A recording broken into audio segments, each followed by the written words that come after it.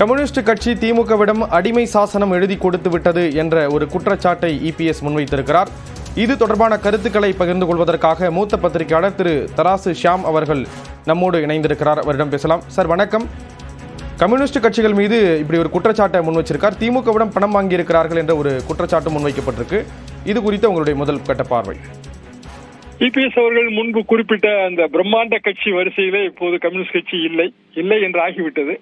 ஏனென்றால் ஓரிரு தினங்களுக்கு முன்புதான் ரத்ன கம்பளம் விரிக்கப்பட்டது.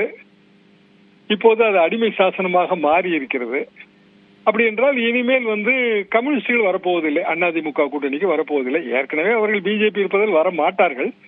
இருந்தாலும் ஒருவேளை பிஜேபி கூட்டணியை கடைசி நேரத்திலே உதறிவிட்டு தாவேகா கம்யூனிஸ்டுகள் அடங்கிய ஒரு கூட்டணி அமைப்பாரோ என்கிற ஒரு பேச்சு பொது வெளியில் இருந்தது.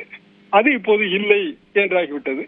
ஆக திமுக கூட்டணியில் இருந்து பிற கட்சிகள் வருவதற்கான வாய்ப்பு இல்லை.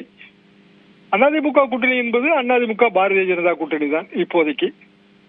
அதிமுக கூட்டணியிலே ஆட்சி அதிகாரத்தில் பங்கு என்ற நிபந்தனைக்கு சம்மதித்தால் ஒருவேளை பிற கட்சிகள் வரலாம், வராமலும் போகலாம்.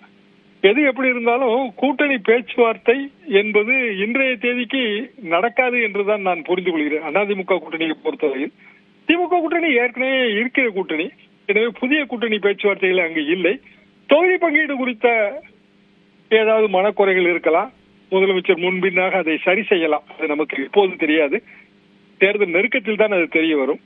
இப்போதைக்கு அதிமுக கூட்டணியில் இடதுசாரிகளுக்கு இடமில்லை.